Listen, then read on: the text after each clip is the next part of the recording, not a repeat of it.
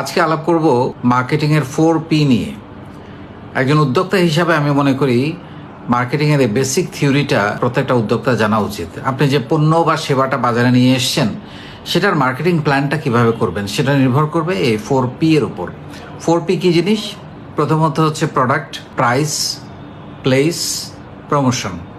Product মানে তো আমরা জানি পণ্য বা সেবা, প্রাইস মানে তার মূল্য, প্লেস মানে স্থান, আর প্রমোশন মানে প্রচার, আমরা সবাই জানি। তাহলে আমরা যদি প্রথমে আসি প্রোডাক্টটা আপনি যে পণ্যটা নিয়ে ব্যবসা শুরু করতে যাচ্ছেন সেটা তো আপনার প্রোডাক্ট বা সার্ভিস, তাই না? এখন প্রোডাক্টের কিছু ফিচার্স আপনার তৈরি করা দরকার বা থাকা দরকার। প্রোডাক্টের কোয়ালিটি, গুণাগুণ যেটা বলা হয়, কি কি জিনিস অতিরিক্ত আপনি এখানে দিচ্ছেন, কি কি সুবিধা পাওয়া যাবে এই প্রোডাক্ট থেকে, মানে টোটাল ফিচার্স এইটা প্রোডাক্টের সঙ্গে এইটা থাকতে হবে।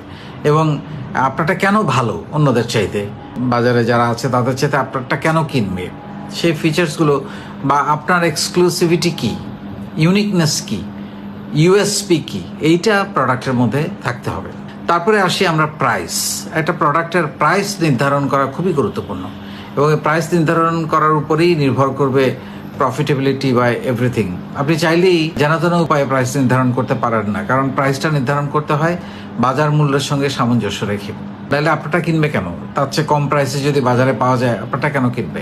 সেই ক্ষেত্রে যেটা একটা শব্দ বলা হয় কিনতে লাভ করতে হয়, মানে আপনি সোর্সিং বা এটা প্রোডাকশন তৈরি করতে আপনাকে খরচ কমাতে হবে এবং সঠিক মানের পণ্য বানাতে হবে, যাতে করে আপনি বাজারে যে প্রাইস কম্পিটিশন সেখানে আপনি পিছিয়ে না পড়েন। কারণ এটা খুবই গুরুত্বপূর্ণ। আপনি প্রোডাক্টটা ভালো কিন্তু প্রাইসটা অনেক বেশি, বা বাজারের একই কোয়ালিটির, একই ক্যাটাগরির, একই মানদণ্ডের পণ্যের তুলনায় আপনার মান একই কিন্তু আপনার প্রাইস বেশি, আপনি বাজারে টিকবেন না। সেই জন্য এই প্রাইসটা নির্ধারণ করা খুবই গুরুত্বপূর্ণ এবং সেখানে সকল জিনিস যুক্ত করা, পণ্যের কাঁচামাল থেকে শুরু করে সেটার ক্যারিং কস্ট, তারপর আপনার গোডাউনের খরচ, ঘর ভাড়া, ইলেকট্রিসিটি বিল, স্টাফদের বেতন, সব কিছু ওভারহেড যোগ করে আপনি প্রোডাক্টের প্রাইসটা ঠিকমতো করেছেন কিনা এবং প্লাস মার্কআপ লাভ রেখে এইটা আপনাকে চিন্তা করতে হবে। নাহলে কিন্তু আপনি প্রোডাক্ট বেচবেন, দেখবেন যে মাস শেষে লস, যদি আপনি প্রাইসিংটা ঠিকমতো না করেন এবং বাজার মূল্যের সঙ্গে আপনার প্রাইসিং সামঞ্জস্য না থাকে। তার মানে আপনি জানেন বাজারে প্রাইস এটা, তার মানে আপনি ব্যাক ক্যালকুলেশন করে আপনাকে ঠিক করতে হবে যে আমি কত কম খরচে প্রোডাক্টটা বানাতে পারি। প্লেস বা স্থান বলতে যেটা বোঝায় যে একটা পণ্য ফিনিশ গুডস, যেটা পণ্যটা বানানোর পরে যে আপনি বিক্রয়ের জন্য যখন তৈরি করেন সেইখান থেকে কাস্টমারের হাতে পৌঁছানো পর্যন্ত যে প্রক্রিয়াটা, এটাকে বলা হয় স্থান।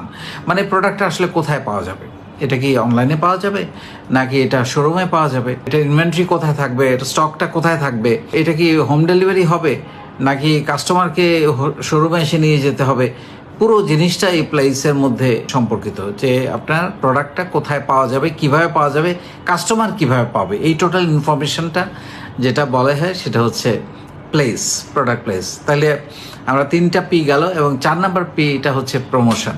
প্রমোশনটা তো আমরা সবাই জানি যে আপনি যে বাজারে পণ্যটা নিয়ে এসছেন এটার প্রথম কাজ কি? প্রথম কাজ হচ্ছে মানুষকে জানানো যে আমার কাছে এই প্রোডাক্টটা আছে। সো এই জানানোর নানান রকমের ধরন বাজারে আছে। এখন ডিজিটাল মার্কেটিং এ, সোশ্যাল মিডিয়ার মাধ্যমে বা ডিরেক্ট মার্কেটিং এর মাধ্যমে, শোরুমের মাধ্যমে, যে কোনো ভাবে, বিলবোর্ড, লিফলেট, নানান ভাবে, নানান উপায়ে, টিভিসি, নানান উপায়ে এটাকে এই প্রচারটা করার, যেটা আপনার প্রোডাক্টের জন্য বা সার্ভিসের জন্য ফিট করে সেইভাবে আপনি সেটাকে প্রচার করবেন।